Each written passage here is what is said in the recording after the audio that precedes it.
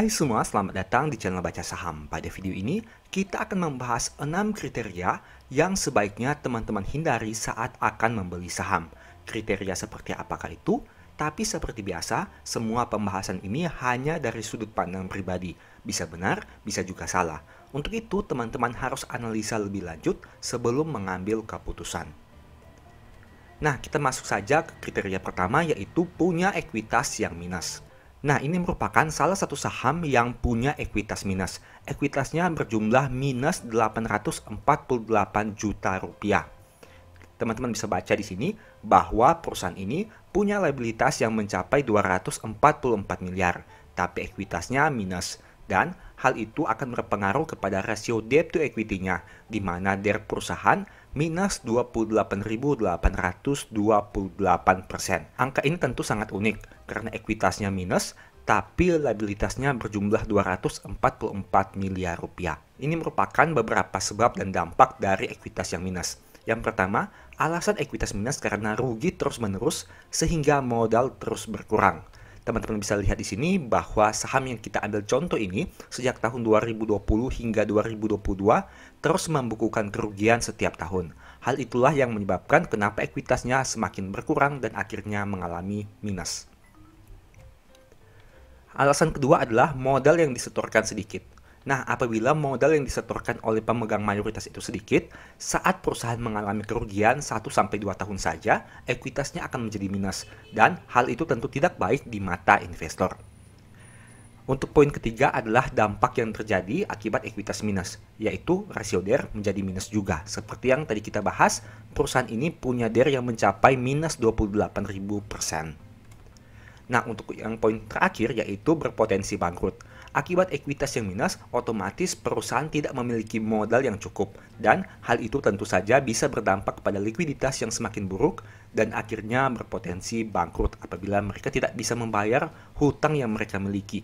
Sama seperti pembahasan di saham ini, dengan jumlah hutang sebanyak 244 miliar, perusahaan belum bisa membukukan profit, dan tentu saja hal itu akan berdampak kepada bagaimana mereka akan melunasi hutang sebanyak 244 miliar ini. Kriteria kedua adalah konsisten rugi besar.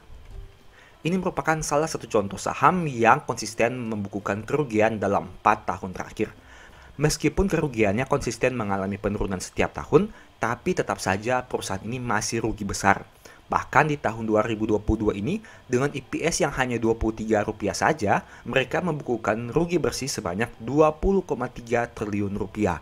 Angka yang sangat besar. Nah, dengan membukukan kerugian, maka akan berdampak kepada rasio profitabilitas, di mana rasio-rasio yang berhubungan dengan net income atau net profit akan menjadi minus. Hal itu bisa teman-teman lihat pada rasio OPM, rasio NPM, rasio earning before interest and tax margin, rasio ROE, dan rasio ROA. Semuanya minus. Hal itu disebabkan karena net income-nya mengalami minus di tahun 2022 ini. Sekarang kita lihat sebab dan dampaknya terhadap perusahaan yang membukukan konsisten kerugian. Yang pertama, kenapa perusahaan itu konsisten rugi? Yaitu biaya lebih besar dari pendapatan. Hal ini tentu wajar di mana jika teman-teman melihat pada laporan laba rugi perusahaan, apabila perusahaan membukukan pendapatan yang jauh lebih kecil dari biaya, maka hasilnya adalah net loss atau alias kerugian. Dan poin kedua adalah terlalu banyak biaya promosi. Biasanya untuk perusahaan-perusahaan startup atau perusahaan yang baru merintis, mereka akan mengalokasikan sejumlah biaya untuk digunakan sebagai biaya promosi. Dan hal itu apabila tidak terkontrol bisa berdampak kepada rugi yang konsisten secara terus-menerus. Dan poin ketiga, adanya biaya tak terduga. Misalnya perusahaan yang berhubungan dengan fluktuasi mata uang, maka akan berdampak apabila terjadi penurunan signifikan dari mata uang yang mereka gunakan. Dan biasanya hal itu akan dibuku sebagai kerugian selisih kurs atau kerugian keuangan. Dan poin keempat, dampak dari konsisten kerugian adalah maka mereka akan mengurangi ekuitas. Sama seperti pembahasan pada poin yang pertama tadi. Kriteria ketiga adalah saham di masyarakat sangat banyak sekali. Ini merupakan salah satu contoh saham di mana porsi di masyarakat saham beredar adalah 78% dan pengendalinya hanya punya kepemilikan sebanyak 5,6% saja. Padahal perusahaan ini dimiliki oleh pengendali itu sendiri. Nah, ini merupakan dua sebab dampak di mana saham yang beredar di masyarakat sangat banyak. Yang pertama, pemegang pengendali sudah tidak tertarik lagi. Hal itu wajar karena jika teman-teman lihat apabila porsi kepemilikan pemegang pengendali itu sedikit, bisa disimpulkan atau bisa diasumsikan bahwa mereka tidak tertarik lagi dengan saham tersebut. Dan yang kedua, investor besar ingin balik modal. Nah, apabila investor yang menginvestasikan dananya di perusahaan itu ingin menarik dana mereka, maka otomatis salah satu cara yang bisa digunakan oleh pemegang sahamnya adalah menjual kepemilikan saham sehingga mereka bisa memiliki uang masuk dari penjualan saham tersebut. Kriteria keempat adalah PBV yang sangat tinggi. Teman-teman bisa lihat di sini bahwa dari contoh saham ini PBV-nya berjumlah 217 kali. Di mana jika teman-teman lihat modal per lembarnya hanya Rp14,49 saja. Tapi harga sahamnya dijual dengan angka 3.150. Artinya harga saham ini dijual 217 kali lipat lebih mahal dari modal per lembar sahamnya. Nah, kita lihat sebab dampak dari PBV yang tinggi. Yang pertama, harga sudah naik terlalu banyak. Hal itu bisa terjadi karena kenaikan harga saham di pasar modal yang tentu dipengaruhi oleh supply and demand. Dan poin kedua, kinerja keuangan tidak bisa tumbuh konsisten. Nah, meskipun harga saham yang naik tinggi, apabila perusahaan bisa mencapai kinerja yang juga signifikan, maka secara tidak langsung PBV-nya juga akan menyesuaikan. Tapi sebaliknya, apabila harga saham yang sudah naik tinggi, namun kinerja keuangan tidak bisa mengikuti, maka otomatis PBV perusahaan akan semakin tinggi. Dan itu bisa teman-teman lihat pada contoh yang tadi sudah kita bahas. Kriteria kelima adalah laporan keuangan yang terlambat. Ini merupakan salah satu contoh saham yang baru menerbitkan laporan keuangan pada tahun 2020 Q2-nya. Padahal, video ini dibuat di mana mayoritas perusahaan sudah menerbitkan laporan keuangan tahun 2022 untuk kuartal 4-nya. Dan hal ini bisa menjadi pertanyaan bagi teman-teman. Kenapa saham ini terlambat menerbitkan laporan keuangannya? Setidaknya ada dua alasan. Yang pertama, tidak ada komitmen dari stakeholder perusahaan untuk menerbitkan laporan keuangan secara tepat waktu. Dan alasan kedua, laporan keuangannya tentu saja ada yang aneh sehingga mereka tidak berani untuk menerbitkan laporan keuangannya secara publikasi tepat pada waktunya. Kriteria kelima, seakan-akan profit besar tapi tidak pernah bagi dividen. Nah, ini merupakan salah satu contoh saham yang tidak pernah membagi dividen, melainkan mereka malah melakukan right issue. Padahal, jika melihat net profitnya berjumlah 56,4 triliun rupiah, angka yang sangat banyak. Jika kita hanya melihat net income-nya, tentu saja perusahaan ini merupakan salah satu perusahaan yang sangat luar biasa.